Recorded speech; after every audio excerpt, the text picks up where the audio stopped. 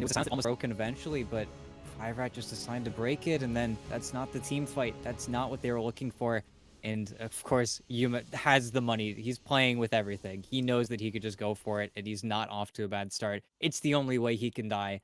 And DNM, I think, just either feels the pressure or honestly gets a little bit impatient there and says that maybe this is how we can get them off of our side of the map for the next whatever 100 seconds while the Clinks is dead. But ends up being a very big mistake for him. But oh boy, SG just keep their heads in it. Five Rat, first 15 minutes of the game, looking fantastic. I mean, outplaying their opponents, reading every map movement. It's one team fight where they overextend, they want to run away from their tomb, they end up getting picked off, and one missed chrono, and then they just never gain that confidence back again. Yep. And I don't know, the way we were trying to sort of ward against it in the draft, right? Play in a way that doesn't mean DNM is going to be the end all be all for them, and they fall into that exact trap where it looked like for so long that wasn't going to be the case. Gits and Speed were looking amazing. AB1 was doing some consistent damage along with Merlin, and you thought, okay, they're going to diffuse responsibilities here. The Faceless Voids, Chrono is going to be useful, but not required to win a fight. And, well, I say required to win a fight. Even when they had it, they didn't really win any fights. So, SG showing some grit, showing some determination, and showing a hell of a lot of patience, but it wins them the opener. Yeah, and of course, well, with the format in the best of five, Five Rat have pick in what game 1, 3, and 5. So effectively, SG winning the game where they don't have pick priority, they've got the hammer. This is where if they win next game, well, it's going to be best of ones from here on out, but this sets them up really nicely for what could effectively just be the game 4 win. A very typical position in, but they're in a great spot for this best of 5. SG take the opening match, and as you say, they will get their choice for game number 2. So a chance to really swing some momentum and take control of the series early, right? You go up 2-0 in a best of 5, your odds of winning are unbelievably high. So we'll see what they can do. We'll see what changes Five Rat make as well, because even if they lose that sort of hammer, as you say, with the pick priority, they might just be able to make some adjustments to their draft and fight their way back into it, ET, but they're going to have to put this loss behind them, regroup, make some adjustments, and try and fight their way back into a series that they were supposed to already have the advantage in. No, definitely so, but for fingers crossed, game 2, Five Red keep their heads in the game because this was a tough loss. Well, we are going to be pushing further forward into that best of 5 in just a little bit here. So we're going to step away, give the teams a short break, but we'll be back for the game 2 draft in just a couple of minutes.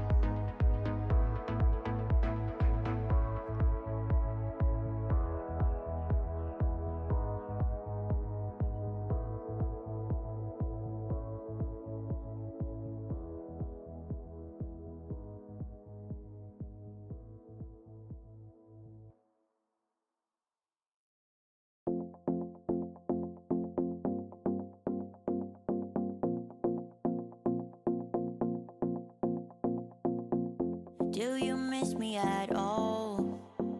Do you think about the things we used to do?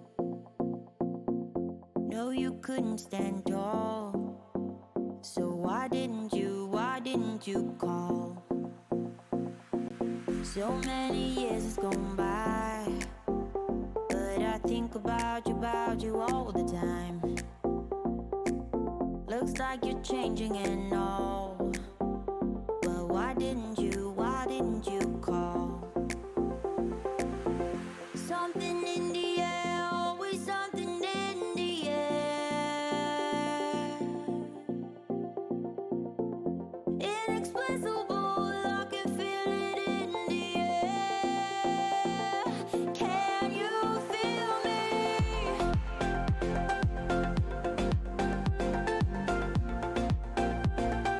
Can you feel me?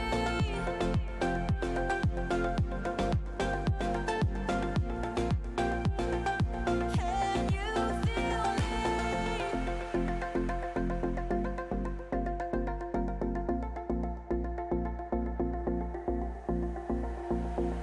Do you miss me at all? Do you think about the things we used to do? No, you couldn't stand tall. So why didn't you call? So many years has gone by, but I think about you all the time. Looks like you're changing and all. But why didn't you call? Something in the air, always something in the air. Inexplicable, I can feel it in the air.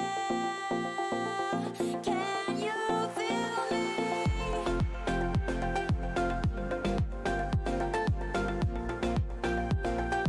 Can you feel me?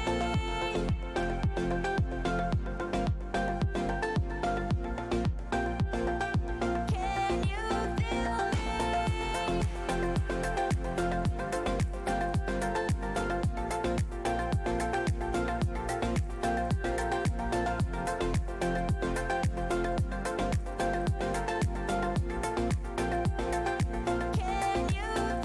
me?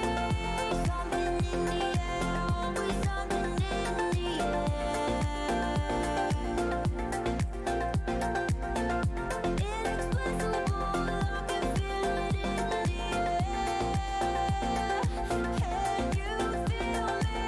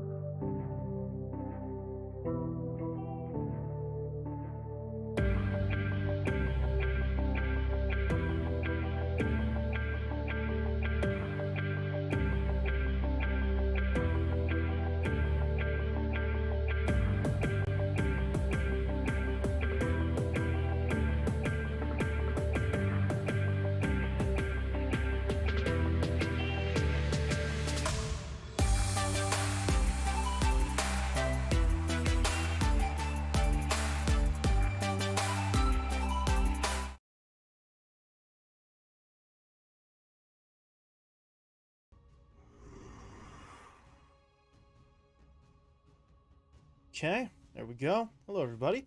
Welcome back to BTS Pro Series 12. And we're moving into the second match here in our best of 5 grand final. It is the second game between SG Esports and 5 Rat 4 staff. SG able to get the win in game number 1 ET and effectively breaking serve, to borrow a term from another sport, because it was 5 Rat who had that pick priority in game 1. They lose that match. Now SG able to get last pick for themselves, and obviously that's not the end all be all of whether you win a game or not, but it has them in an advantageous position both in the draft and in the series. Yeah, and I don't know, looking back at game one, it just really felt like Five Rat got scared so quickly. They were so seamlessly making plays. It just felt like they were going to have enough in their game plan to really just keep that ball rolling. And then the game stalls out for a good, what feels like 15 minutes, where they just refuse to make a play. Their smokes don't land. Something just feels very wrong from them. Everything starts to go cold. They don't even go for the gamble plays with kits in the side lanes. They just stop doing really anything out of fear of pressing themselves out too thin. And then, they lose to Yuma, who just farmed pretty much the entire game. He really was not under that much pressure.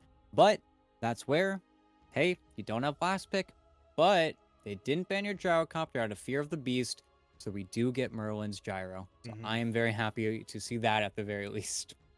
That's the kind of play Five Red are hoping might just work around second pick advantage for their opponents anyway, because we've seen what that gyro can do in order to just potentially win out some lanes in the past. For SG Esports, though, that is a very early selection on the Bat Rider, so just trying to get KXY maybe into a comfortable position here, because at this point, I suppose technically speaking, the Bat can still play in other positions, but realistically, no, it's going mid. Yeah.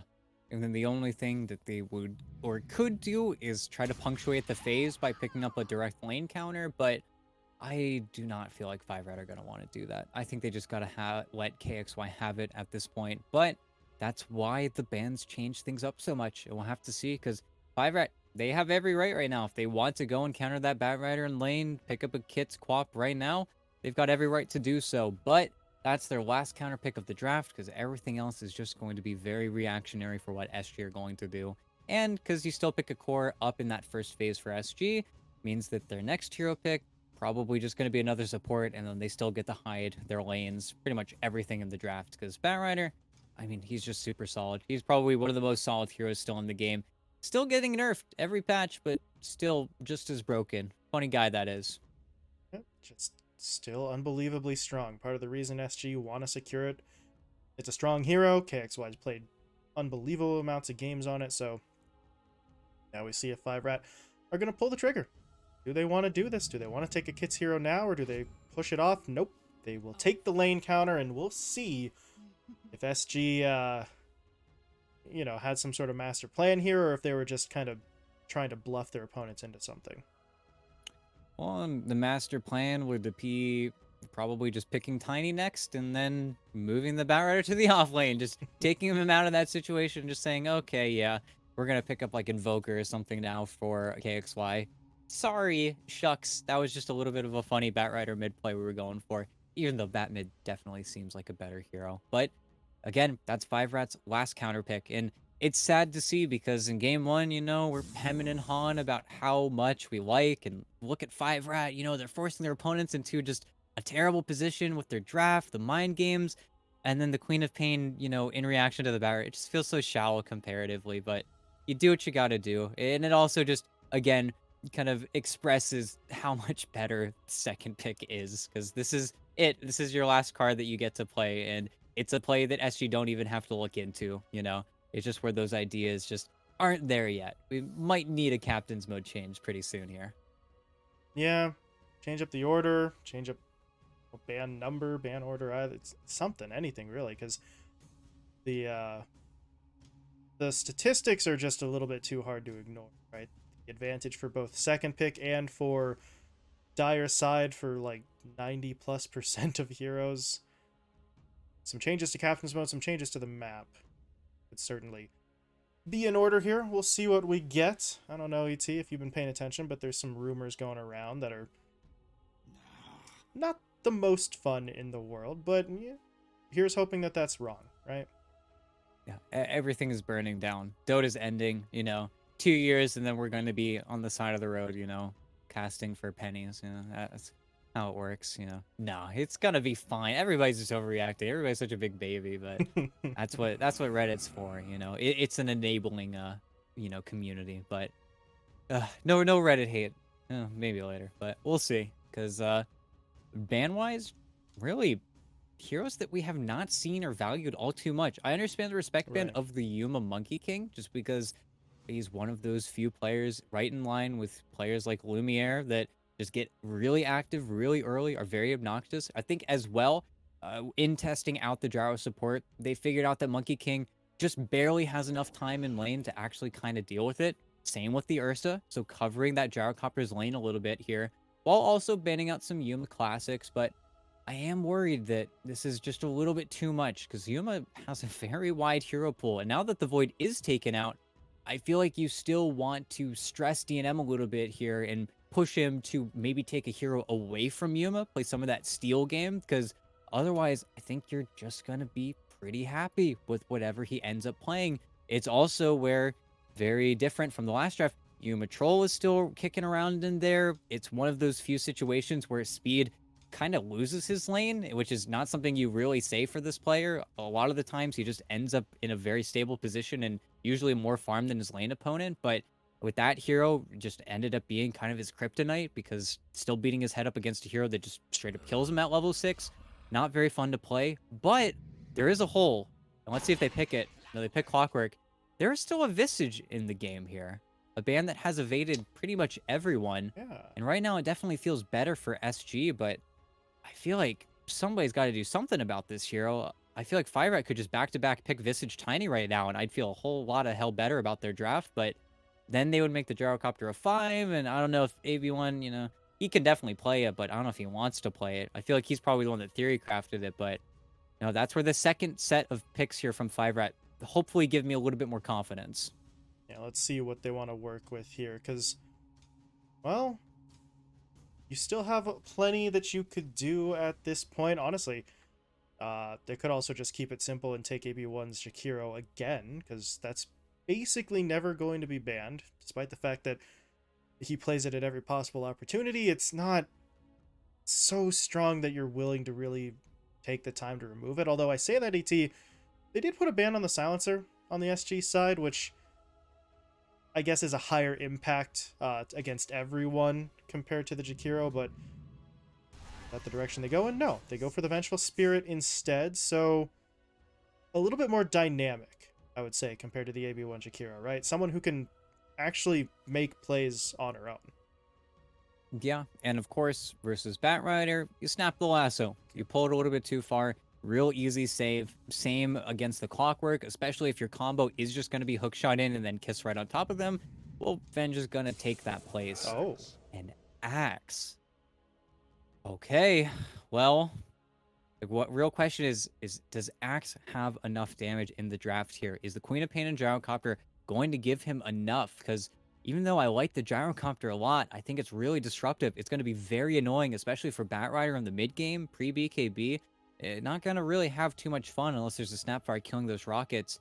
But in terms of instant damage, it's Axe Quap. That's it. And of course, they've got something to work with there, but that's no Skyreth Mage pairing that you usually see and you usually have to see with this hero just to get him rolling. Because of course, Axe is a snowball. You have to get that armor early. You have to rely on it. Of course, Berserker's Call gets you pretty far, but just having that buffer and then, of course, becoming the monster where you can't show in side lanes, that's what Axe is meant for.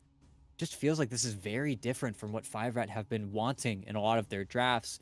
And I think, again, probably a lane winner here for speed, but they just have to be so careful, and hopefully he doesn't just get jerked aside, because otherwise, I don't know. Axe is definitely not what I was expecting. Axe at this point is the quintessential feast or famine kind of pick, right? I mean, there's no in between. There's no time anyone ever says, oh, it was an okay Axe game. No, it's either you dominate or you suck. And that's not a situation that they normally like to put speed in, as you said, but I don't know. Depending on what the matchup is, I could see, a call, you get a couple spins. If the gyro comes in with some missiles afterwards, you could do a pretty substantial amount of damage, but it all depends on who the actual carry is here, because there's plenty of options that they could put Yuma on where he really won't care that much about that combo. Go for the troll. Speed has been countered.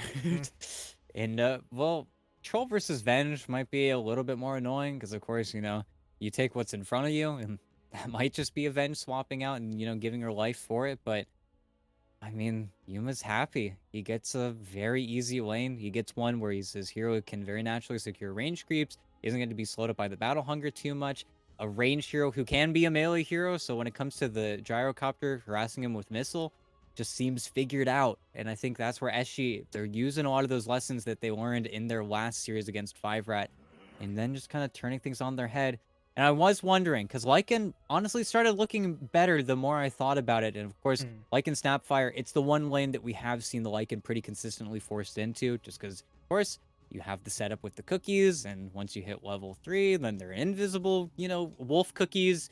Very scary, very scary. But I feel like this is where Oscar is going to get quite a few of his heroes banned out against him, so maybe put underneath a little bit more pressure, but I still think SG are just satisfied. Now, again, there is the question. It probably is an Oscar hero that they need, but that does mean they're going to put the Batrider versus the Queen of Pain, which is still an advantage that 5-Rat can use, but I don't know. I'm still not happy. I don't know. Something feels wrong. At this point, I don't know if you're 5-Rat. Are there any more offlaners for Oscar that you're that worried about? Is it worth maybe splitting the bans here just in case? Because that's a ban on a Centaur, and if you are genuinely, truly worried about Centaur War Runner in the current meta, we need to have a conversation. Yeah, no, it's definitely not the most fearsome of picks. And honestly, when you think of Oscar, when you think about what they're going to want to pick here, it has to be a melee hero with the Snapfire. At least it feels like it has to be a melee hero. And it is going to be last pick, so reactive to whatever DNM wants, but there's still heroes like the Dawnbreaker in the pool. You could still look for a hero like possibly the Doom, even though I think anything that is going to be too hard to continuously commit onto is going to feel a little bit too difficult. And okay, well, ban Bloodseeker, yeah, just makes sense. Just something that DNM could do to maybe counter out the Troll and the Batrider a little bit more here. But the problem with this Troll pick is it basically kills a lot of your, illusion heroes. Nobody really wants to be the illusion guy versus Troll Warlord just because he finds you, he kills everything behind you if he goes for the Battle Fury build, and then he moves on, and you're lying on the ground. And let's see, and they do go for the Morphling. Okay, SG had every right to pick it as well, but they decided not to. I think largely because that matchup versus the Axe is still, I think, pretty difficult, but is it going to be enough? Because we've seen what Trolls are able to do, and we've also seen Trolls just stick on targets till the end. Morphling has a little bit more natural escape, but I feel like that's honestly a situation where maybe even the Slark would have felt slightly better just because you have that disengage. But, I'm not going to be one to complain, and let's see what it is for Oscar. Okay. Well, hold on. And then they swap. Yeah, wait a They second. don't have to. Fight. Okay, they will. Oscar is still one of the OG offlane puck guys who's kind of still kicking around, but they'll put him on the Batrider. Fair enough. You avoid that terrible lane matchup against the Queen of Pain, and KXY Puck is going to be capable of making those maneuvers around the map as well. Yeah, and then you turn your Clockwork into the 4, Prada takes the 5 snap, and then you get Snapfire versus the 4 Gyro. And this is a situation that 5-Rat have kind of just stepped into, and I think Merlin isn't really too bothered. I don't know if he's bothered enough to swap his lane and then turn it into Avenge Axe lane versus the Troll in the Snapfire, but I certainly feel like 5-Rat have gotten the majority of their matchups just counterpicked, as they should, but still, just feels ugly. Doesn't feel very nice. And of course, maybe out of some exceptional play from them. I'm 100% a believer of 5-Rat being able to turn the series around and, extend their time, but this is where, of course, in the best of 5, it is exhaustive to play versus these counter picks because it's just simply not very fun. I mean, it's Morphling versus Batrider, it's Puck versus Quap, it's a completely countered out 4 Gyro, and an Axe that is going to need a lot of help to get off the ground. It just feels like, at least on paper, FG has really called 5-Rat's number. Yeah, and this game feels so exceptionally important for the position that the teams now find themselves in. If 5-Rat win this game, if they break through the counter picks, then they have all the momentum in the world. They have beaten out a counter strat. The series is then tied. They get pick priority back, and they march their way forward and try to seize control. If they lose, then you're down 2-0 in a best of 5, and you're going to be, again, as you said, mentally just that little bit more tired, having gone up against a lineup specifically designed to make you miserable. So it's not just the actual score of the series, but it's where these two teams could be at mentally by the end of this match as well. Yeah, and I think that's also where, well, let's see what this Axe has in store for us. Very skill-based offlaner, an offlaner that has to cut lanes, has to know where every hero is out onto the map. Vision is going to be so key for 5rat. They can't afford to just casually lose speed to a puck rotation. They can't afford for the Bat Rider to dip out of his lane and then shut him down. It's where they have to be very preemptive with their calls. They have to do just as good a job reading the map as they did in game 1, but even more so. And then, well, we can start to talk a little bit about DNM and his morphling and what he's going to be able to do. But that's where SG in their lineup, they've crafted something that is so good at taking team fights, so good at taking objectives. If you drop the ball for even a second, well, they're going to run away with this game. Yep, they're going to burn you. So, execution, going to be unbelievably important. It always is. It's kind of our easy caster cop-out line to say around, oh, you know, execution's going to play a big role. Of course it is, but even more so for 5rat, considering their backs could be against the wall, depending on how this plays out. How it plays out right now, though, ET, is that it's not playing out in the slightest. We are sitting on another pause here at the start of this game. Not entirely sure what was going on.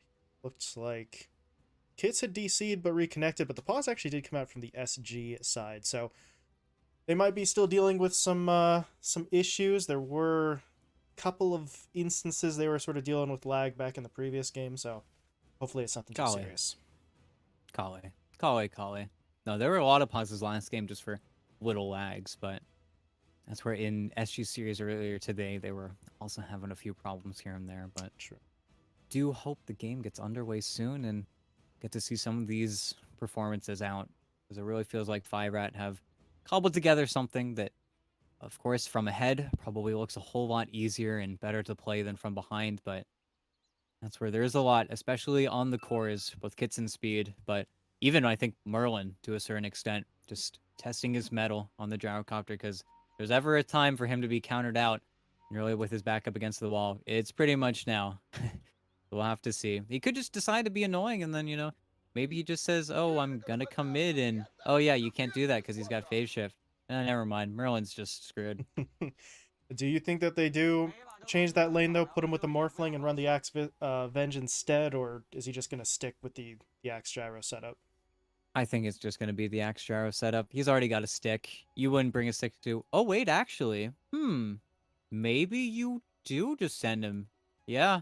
I think that's what they're doing, because, of course, then he'll be versus what should be Bat Rider Clockwork, and then you can actually zone a hero off the wave, which might be an Right. interesting call to make, but we'll have to see, because then it's up to SG to make the counter call, and then, you know, there's too many things going on, but... Funnily enough, both these teams honestly have not gotten too tricky in the past when it comes to finding those perfect lane setups. Really, the only thing 5rat's done is just some cheeky stuff when it comes down to Nature's Prophet. But, of course, Nature's Prophet cheats in those situations. He always gets his matchup, so there would definitely have to be a little bit more of a premeditated plan here. But, hey, if they scout him out, and that's where I think, specifically for Merlin, he's going to want to battle on these runes, but him showing that he has a stick could be a little bit of a smoking gun here, and then we just see the support start to rotate. Yeah, we'll see what he does here, and honestly whether he stays hidden or not, right? Because he doesn't have to show himself until effectively the actual confrontation over the runes, and maybe by that point it might be too late for SG to try and change, but we shall see, because it could be that, or it could be a good old-fashioned game of musical lanes, ET. Yeah, and a game where really SG are the ones that might have to move a little bit more, just because, well, it's a support looking for a matchup against a support where Oscar is the one who would have to rotate, being the core in that situation, who's getting shut down, but we'll have to see, because the rotation is already being made, and then maybe Merlin will be able to have a little bit more of a shot in this lane. But that also means that instead of having the additional magic damage coming in from your gyrocopter, you're going to have Avenge paired up with this Axe, which is not the worst hero pairing ever, but certainly might be a little bit more difficult to make some of these plays happen. I think that's also where the gyrocopter might have been a little bit stronger when it comes to defending speed, going for those creep cuts. But we'll have to see. and if that even is going to play a factor into this game. But for now, everybody is in the dark. Nobody sees anybody. Very defensive words from both sides. Lane ward top, just making their lives a little bit easier, especially for the Clockwork to try and get on top of that squishy 5 or whoever ends up being the range support in that lane. So many good lucks coming out, though. Some nice guys this time around. Nice sportsmanship there. A couple of tips back and forth, too. We'll see, we'll see how they feel about each other maybe next game, or if there is a game beyond that, because, when you get in deeper into the best of 5, that's where maybe some of the politeness fades away. But not that anybody's going to be intentionally, rude or shit-talking each other. It's just one of those, we've been playing for how many hours now? Don't talk to me. Let's just play Dota. Don't talking to me. I play. Yeah. We'll see, though, and with that, they do hide the lanes. A very quiet start, but does mean that that lane swap does happen, and actually, they make the call. Prada is here. The Snapfire is ready to shoot down those missiles, and to Merlin's dismay, we'll see how it even breaks out here, because what could happen is, oh, they see each other, and then Merlin's like, oh, great, and then he goes up Rocket Barrage. Yup. Ah, boy. Well, immediately then rockets onto Prada. It's like, you are ruining my lane, please leave. But, Prada's not going anywhere. It's down to Merlin if he wants to make the shift, but if you're playing musical lanes, ET, you can never be the first one to TP, because then you just get immediately countered as... What the hell happened mid? KXY has no health. Yeah, I just got super low in the trades, and Kit's actually forced in his first wave with Scream of Pain, just ensuring that KXY got double waves. Now it's Kit's turn to be double wave, but that's pretty close. And Merlin, Okay. a little soul kill. Okay. Gyrocopter be damned. You're trying to counter me. I'm just going to kill you anyways. And I know he does this better than anybody else in Dota, so Merlin's looking to make a statement for sure.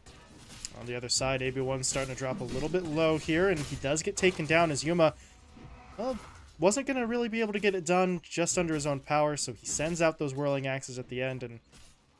Okay. You do give up first blood. That's a bit unfortunate, but you're able to immediately respond with a kill for your carry, and... Yeah, speed... I mean, what else could he have done, right? He had Battle Hunger level 1. He throws it out, and that's kind of the limits of his contributions other than attempts at body blocking. Yeah, no. Not a fun lane for him. A very slow lane as well. He needs to wait for a lot of his item timings, and interestingly, instead of AB1 just immediately returning, he goes for a double stack and then takes away this water rune. So Kits continues to be putting the pressure onto KXY, and well, he had a bottle, but now it's going to be empty for a good bit here from the puck. He's continuing to get pushed back. Unfortunately for AB1, he only got the stack on the Ancients. He did not get the large camp, but whatever. He was able to grab the rune. His mid laner's thanking him. LTH not able to get in there onto speed for the kill, but... Oh. The axe is still in a bit of a rough spot. He's got a pretty heavy magic stick here, though, so... He does get hit up again. He is going to be able to walk off a fair bit of that damage, and now with AB1 back in the lane, it's going to be pretty hard to get direct damage onto him. LTH, though... Not even doing anything. Just a bit of a fake out here. Now he'll go for the battery assault. There's going to be the slow from the whirling, but... With the new creep wave coming up, LTH needs to back away. Yeah, they know that both sides can't really manage anything, but it ends up being a fine play. But that's where Venge level 2, always talk about. It's her pretty big power spike, but once you have 2 points up in missile, damage doubles.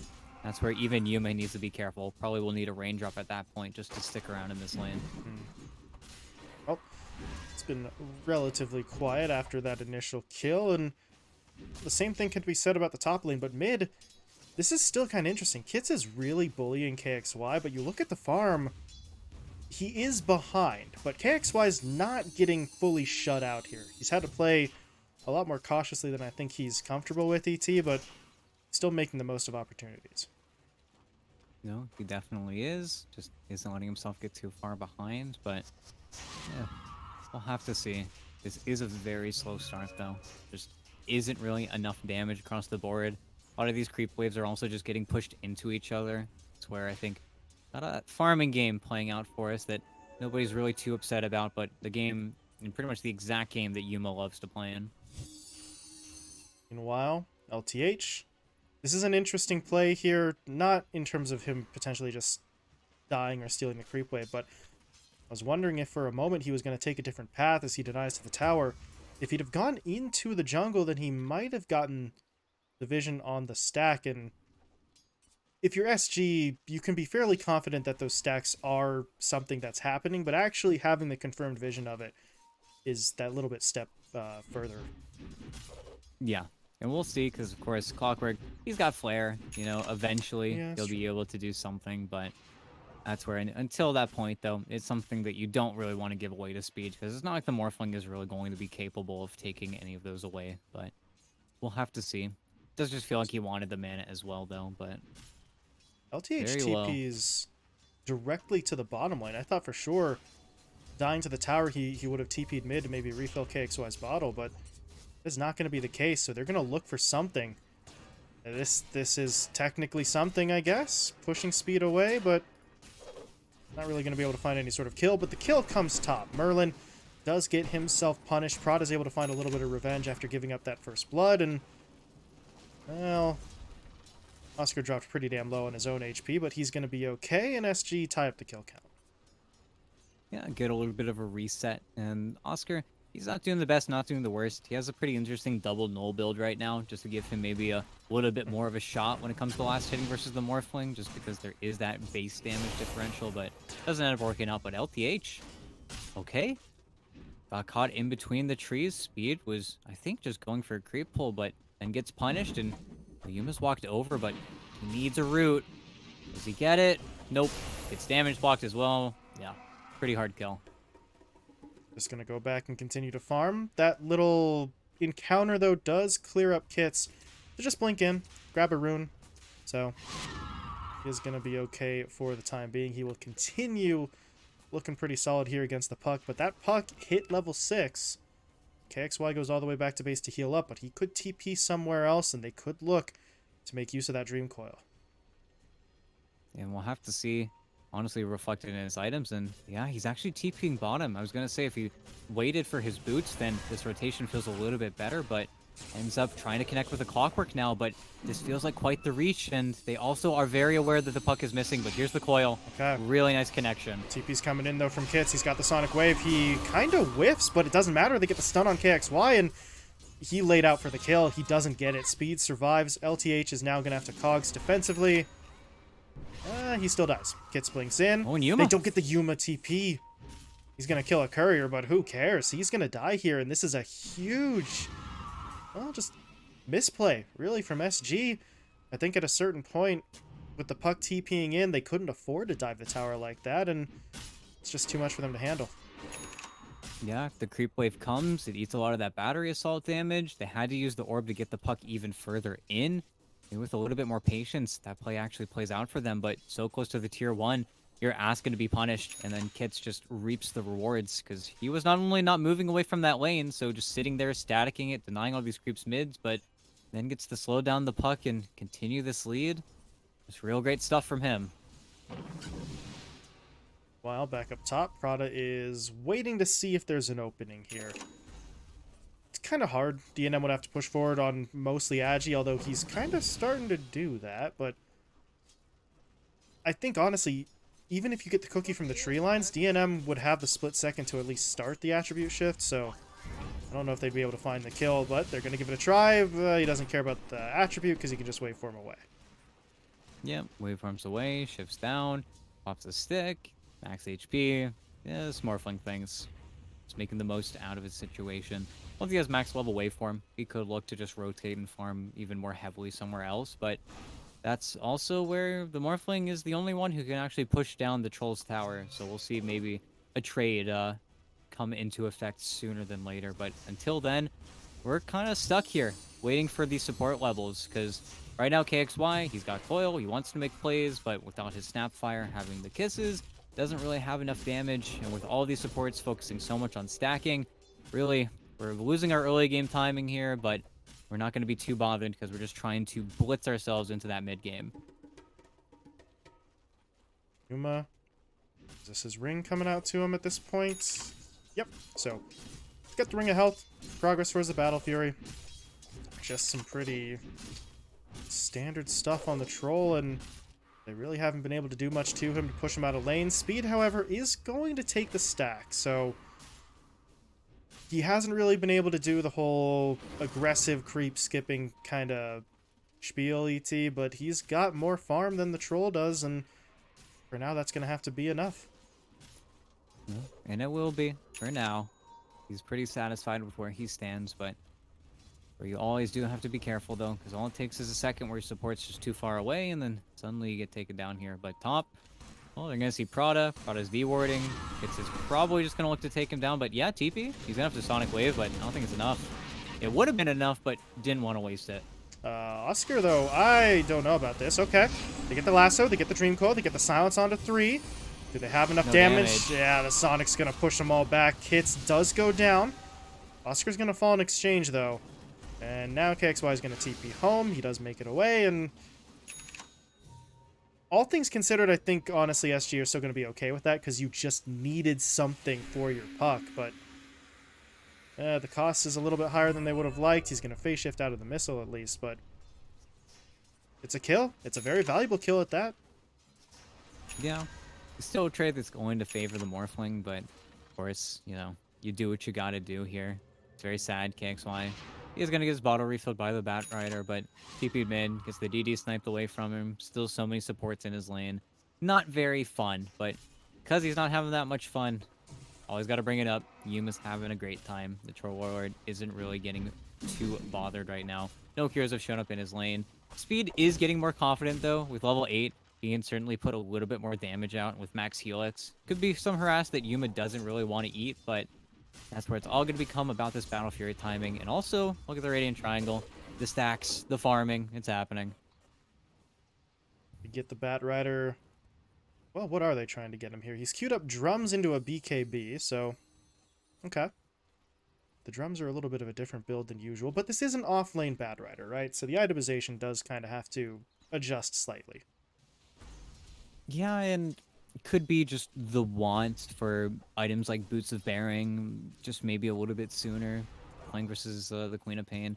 It's not the easiest route, I want to say, for him, but a little bit more stats to play with for sure. You're never going to scoff at, but that's where DNM could just look to TP out to bottom. Doesn't want to kick out speed just yet, but does need to actually be down there to make sure that tower dies, but in the meantime, the Troll and the Morphling occupying the same lane, it's a little bit weird. And now they're looking for an attempt on the speed. Hookshot's in. Cog Trap is there. They get the silence kisses down. Kisses in. Okay. Well executed. Still not the fastest kill in the world, but they get it. It's more money into KXY's hands as well, so the Puck's Recovery Fund gets another donation, and they're going to smoke up and make their way mid. But ET, after using, well, all the ults other than the Dream Coil, what can they really do here? They see AB1. Ooh. Do they just coil for him? Yeah, okay. But now Merlin's here, and do you really want to do this? I don't know if this is a great idea. AB1's not going to die. Meanwhile, LTH gets picked off on the backline by the hasted kits, and, well, that's why we were concerned, right? Would they actually have the means to get a quick kill and then get out? The answer was very clearly no there. Yeah. Just ends up being spread out a little bit too thin. Maybe if they waited for a hook shot, but just wanted to get the puck back mid is probably the bigger takeaway there. But that's now where speed. Well, it's Oscar's turn, and he is all the way up near the tower, so boy. This might be a slow kill, but get him in the cogs, and speed on your lonesome in a game where so many heroes can just simply do that to you. The Venge is on his way, but it's simply too late. Just wasn't thinking too far ahead. Oscar's got the drums now. LTH was the one to get that kill, so not really sure what he would look to pick up here. Almost certainly just going to be some sort of utility play from him, but while that went down, the Troll was farming, got into the jungle. He is tantalizingly close to finishing that Battle Fury at a pretty solid timer, and on the other side of the map, they're actually going to try to steal the stack. LTH, though, is in a really rough spot. He's going to be forced to cogs defensively, but the call down is still going to catch him. The missile connects as well. He should go down here. He got a little bit of that stack over to KXY, so it's not a death for nothing, but still a little bit unfortunate. No, for sure. But Awkward, just trying to get active, just trying to, keep his body out onto the map when his hero is going to be most effective. But in the meantime, everything just kind of slows down. Speed gets another stack. Should have his blink dagger after, this, and then can only imagine that 5-Rat are going to look for a smoke. Of course, the smoked axe blink dagger reveal might catch you off guard, but still have concerns about their actual burst damage, because again, it will come mainly from your Queen of Pain, and then you just need to hope it's enough. And then the follow-up damage that comes is pretty nice, but it's where any kill that they will go for, I think, could be pretty easily reacted to here. Now the question is how they break and who shows mid. KXY is the worst person to show here, and, well, it doesn't react. And now Prada, nice shot hook, is though. in, though, and the cookies, or not the cookie, the kisses are coming in, too. That's a hell of a lot of damage. Defensive swap is going to save speed, but it doesn't save kits. Now, DNM is here. Not really in time to do anything. LTH did have to die there, but ET, let's be honest, he knew that was a one-way trip. Yeah, no, for sure. But that's also the issue. You see in that team fight execution, you blink, call, then the Venge needs to walk up to get the follow-up stun, or you have no damage. And then, of course, everything goes awry. And during that time, DNM walked over because he thought that maybe a team fight was going to happen. But this is where, again, Yuma, the carry that doesn't bat an eye at his teammates fighting, is just going to ever so closely close that gap. DNM does have a Lincoln Sphere, so some big item to work with and doesn't have to be worried about that lasso, but I am a little bit concerned. Prada might be the cost of doing business here as soon as everyone gets the stun, and oh my god, he's juking. Well, okay then. Prada's got his dancing shoes on. Didn't really do all that much, just picked a different direction, and Speed wasn't able to catch. They didn't know about the blink dagger, before. They certainly do now, though I think he revealed it in that mid-play. But now he's going to TP bot. He's got DNM with him. They would love to punish Oscar here. Oscar, as of right now, has no backup. They're slowly coming over, but they won't get here in time. There's the taunt.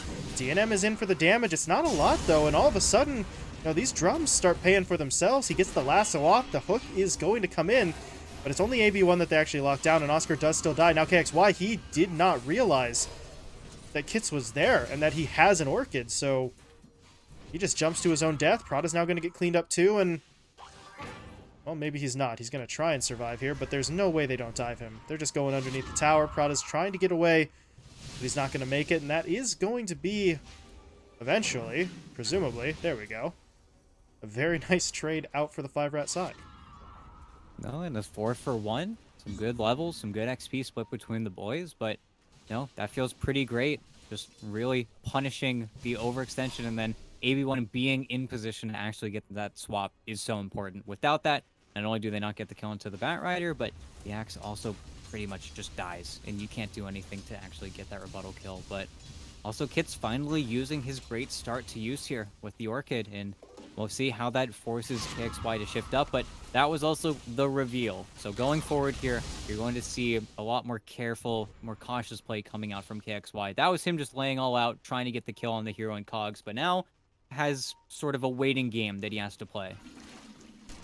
Yeah, now he's got to take a step back, finish this up. I mean, he's pretty much all the way to that blink dagger, so it's kind of too late to change things there, but it'll be interesting to see the itemization afterwards. Does he look defensive? Does he try to go for something so that the Orchid's a little bit less just hit this and you die sort of thing, as hookshot from LTH does hit onto Merlin. No one is here to help him, though, and he is going to fall back. Or attempt to fall back. This could be a little bit of a bait, though. Oh, well, who's baiting whom? Oscar's the one to get clipped there by the taunt. No BKB finish, so he's going to get stunned, and he should go down. Yeah, and funnily enough, the Clockwork escapes. The one overextended probably more than anybody else just ends up walking away. But during all of this time, Yuma's working towards his BKB, and he has in just about another 700 gold here. And then suddenly your Troll Warlord is ready to fight. Ooh, got a Dagger of Restool as well. Probably one of the most value items on Troll Warlord. It's a lot of damage to hand over. The attack speed as well, right? 15 attack speed is not eye-popping, but get it for free, right? Really not much else he was going to be putting into that neutral slot, but well, we can see Prada. He is farming. He's looking for an Aghanim Scepter incredibly early in this game, and they are giving over a little bit of farming priority to him, so could be a Oh, pretty they're sizable picking out the pickup. bat. Yeah, Oscar, still no BKB. Still no way out. Gets taken down. AB1 has the shard there as well, which was not relevant to the kill, but will be to any future engagements as Prada. I don't think he's getting out of this one. And KXY, he's close, but I don't know if this is something that you want to get involved in, but he is going to go, but there's the stun. They lock him down. KXY is just straight up dead, and well, that's why I said maybe he doesn't want to get involved, because the situation hadn't changed. There's still stun, there's still silence, and you still don't have the means to defend yourself from it. Yeah, and then, you know, I'm also over here just looking at LTH. He had hookshot at something, but I don't know, just didn't feel like it was affecting that team fight at all. And then, sure, you throw your bodies. The coil seems really weird, but maybe there's a universe there where you're able to turn around and pop those kisses, but it feels weird. Feels like we're living in hypotheticals a little bit for SG. The one thing that is a fact, though, is that Yuma has a BKB. So the Troll Warlord will look to actually get in on this game. Still very hard for him to connect onto heroes, though. It's where not having an initiator aside from the clockwork is kind of difficult right now in AB1. Going to just dispel the smoke. Gonna start walking away as well. See if he lets himself get caught here. Even if he does get caught, it is a long kill. And with that, well, there's no way he gets out. But, being annoying. Yuma still gets the kill, though, so he's going to pocket a little bit of gold, and I think that's maybe part of the reason why just talked about Prada starting to greed out early for that Aghanim Scepter, right? They realize we're kind of lacking in lockdown and initiation, so maybe the sort of spit play is the best for them. As Oscar, no. Kits is just going to blink away. There's a hook shot in from LTH, so maybe they still get this kill. There's no blink for one more second, and they do manage to get it. The cost is pretty damn high, but look at that silence. Actually locked down speed before he can get the taunt out. Yuma's going to pop the ult, and okay. They got one, or another one, rather, but they're still looking for more. Merlin is in a little bit of trouble, but AB1 TP's in. He's going to get stunned. It bounces over to Prada. Does DNM want to go in, though? He doesn't, but KXY does. Looking for the kill on the backline. Merlin dropping low. Merlin taken down, but Yuma, well, he gets swapped in. They know he already used the ult, so he didn't have any way to save himself. And this is where things are going to get a little bit nasty. Prada is going to get stunned up, taken down. KXY is just trying to chase after any kill he can get here. And he should get AB1. Whoa. Oh, my God. That's genius. Uses it onto the creep so that it's got a delayed sort of hit onto the puck, just in case there was some sort of phase play there, but yeah, it doesn't really work out. The puck goes down, and ET, you look at the fight recap here, and it does look pretty even, but the Morph never went down there. No, Morph pockets 1,000 gold, but single-handedly killed the troll, and AB1 had two incredible plays there. Not only just getting the swap into the immediate homing missile, which of course ends up killing the troll, but yeah, then that secondary play with the bank shot. I mean, you can't make those plays up. I mean, AB1's just built different on the Venge. You know, we've only seen him on Jakiro, you know, didn't know he had it in him, but he continues to definitely be a standout player for his team. And now, 3 seconds on the BKB. They want Yuma so badly, but timing-wise, it's so close, but no dice. They don't get him in the large camp, so instead they say, we gotta back up. Let's not throw this away. You know, the more I look at it, the more I wonder. This Aghanim Shard for the Venge, less damage, less duration, I don't really know as KXY gets picked off, but the fact that the bounce is just another full-strength magic missile, what other support this early in the game can spend 1,400 gold to basically have one stun turn into two? Tackies. Okay, yeah. Yeah. No, we're not gonna talk about that. But no. Roche is going though, and this is a Roche that, well, Okay. try as you damn might, LTH. You've got bullies on both sides. Your cogs are not safe. He's making them work for it, but no, there's no way the clockwork gets out here. And what a nice Roche for 5rat to take. Completely different form as they had in game 1. Mm-hmm. They are looking so much better here. The execution's better. The confidence level just feels higher. DNM is going to start working towards that Scotty, so he knows what's up.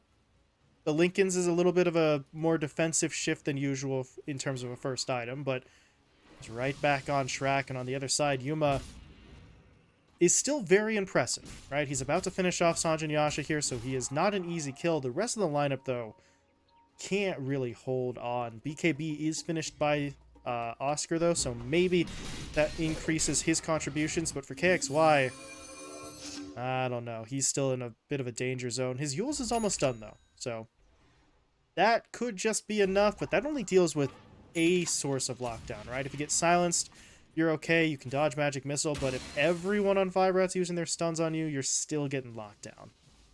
Yeah, and even though, of course, it always feels bad because it just ends up being an item that, of course, results in you lacking a little bit of damage, it is pretty valuable versus the Axe, just where Speed has his BKB and little Prada.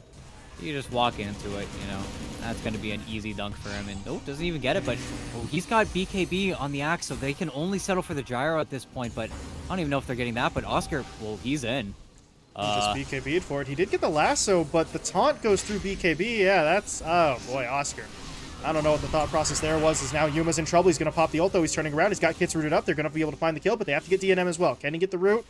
Yes, he can. Manta's going to get him out of it. No, it's not. He's rooted immediately again, and DNM will fall. That's the first life. What do they have to deal with the second? Doesn't look like a lot. Silence. Okay. Hog trap. But he's just going to wait for himself out of here. Maybe not. He's pushed back by the cogs. Now he's rooted. Has to buy some time.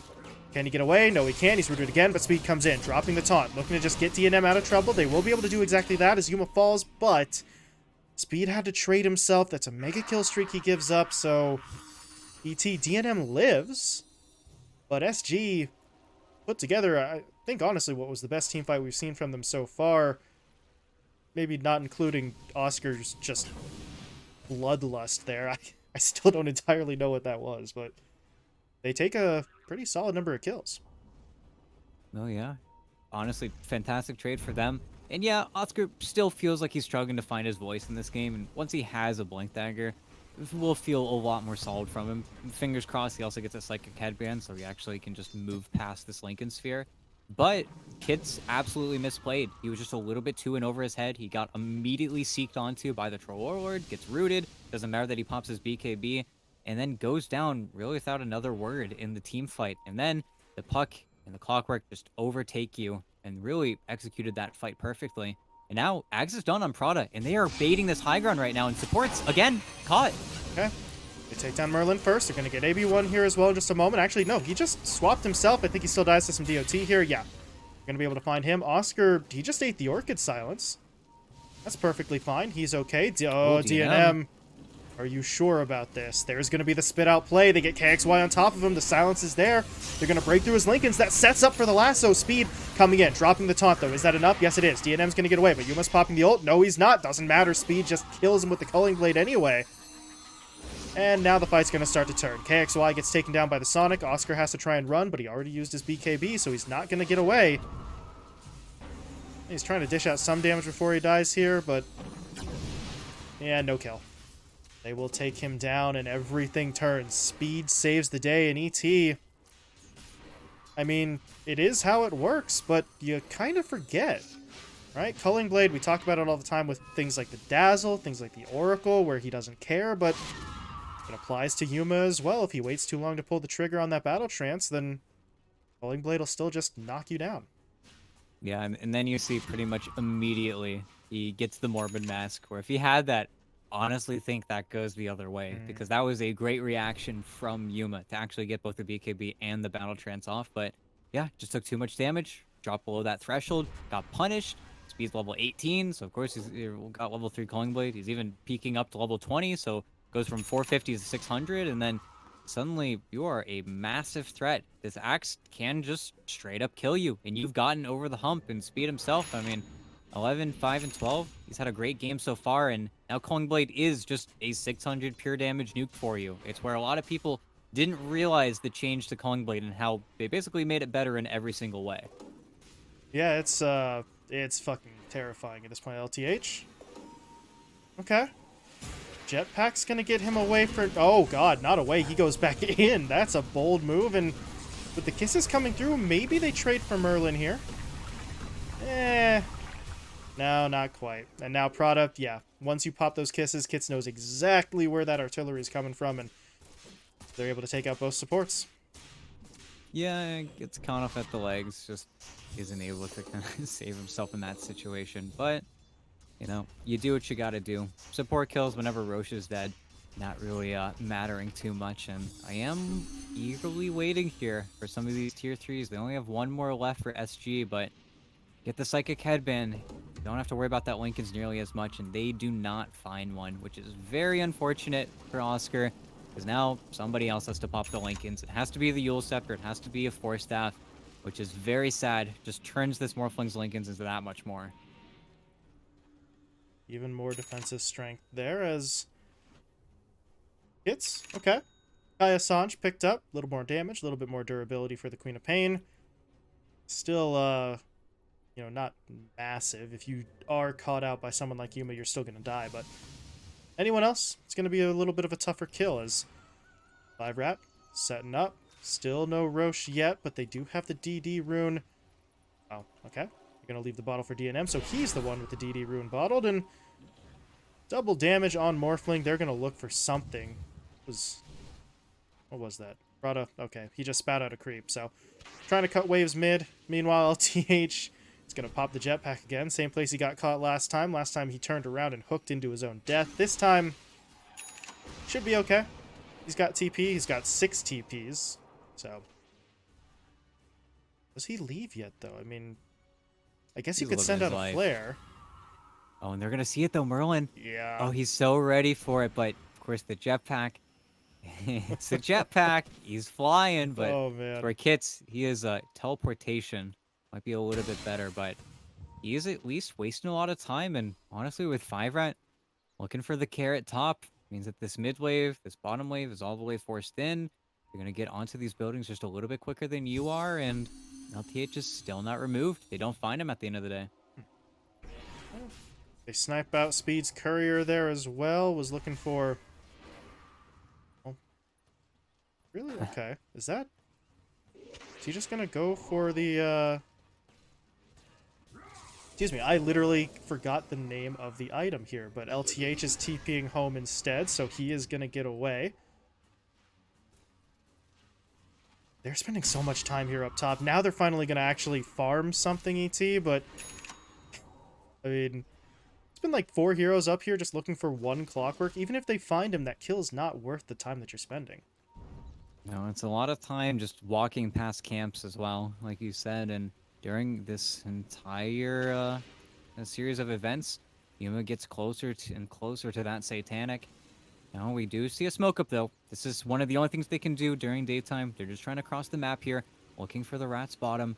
Finding Yuma would be massive. Also a situation where they've got 2 BKB piercing disables, so Yuma cannot BKB TP out of here. And with that, Yuma's been scouted. Speed's about to connect. Is about to hit.